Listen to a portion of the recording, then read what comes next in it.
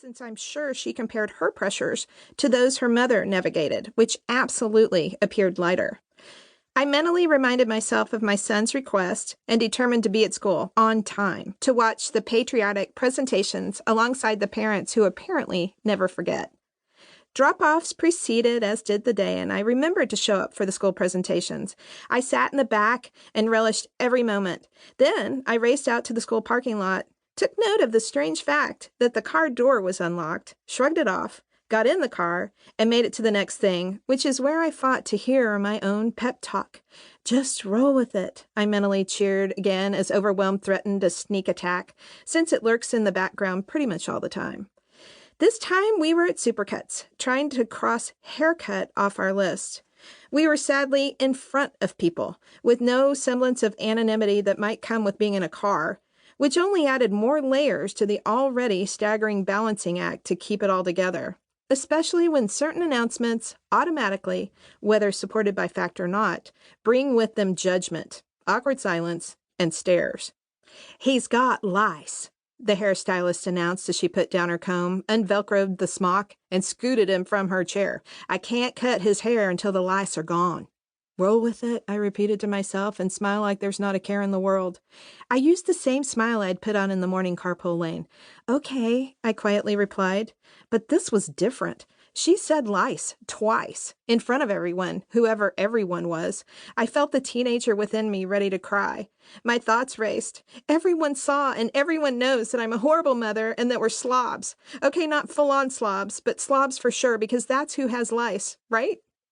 "Come back when you've taken care of the lice." 3 times. Ugh. "Then I can cut his hair."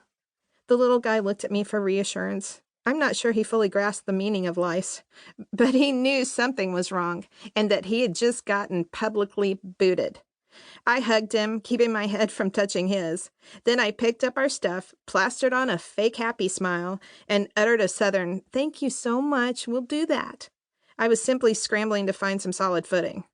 "Bless your heart," a lady said to me as we made our way to the door, pulling her child a little closer as we approached. Bless my heart? That's when I knew it was bad.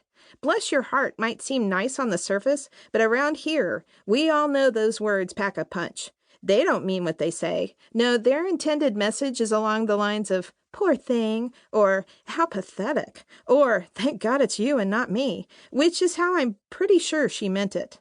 The pair shook their heads in feigned sympathy as we walked by on our way out the door. Apparently they, like we at that moment, didn't know that lice only like clean hair. So there. I'm not sure there ever was one, but that was not a good time for the introduction of lice into our lives. There was no room in the inn for another attention grabber. All the circuits were busy. Call back later. Though I might have wanted to escape all the pressures, I just couldn't let them get the best of me.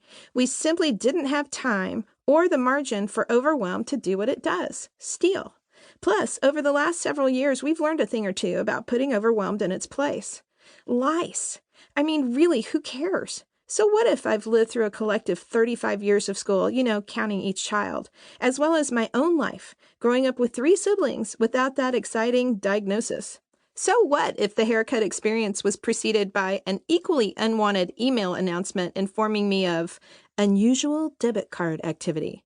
At least now I knew that my purse, which I had frantically searched for and failed to find, wasn't hiding as I had thought. No, not this time.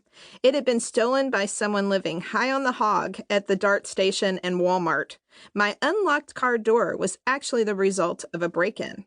A day that began with flying trash and included a detour to the bank in order to stop payment had now crescendoed with the announcement of lice. Overwhelmed perched in my head, eager to take over and steal the show. I said no. That driver's license picture was horrible anyway, and cards can be replaced. Thank goodness we live in a time when fraud protection exists. And so what if lice had entered the picture? Sure, I was likely to get them since I'd put my head next to his head on a pillow the night before so we could read a book. I'd now be able to genuinely commiserate with lice getters, to empathize rather than be scared and ready to run from them. I'd also get to realize how it's not a big deal.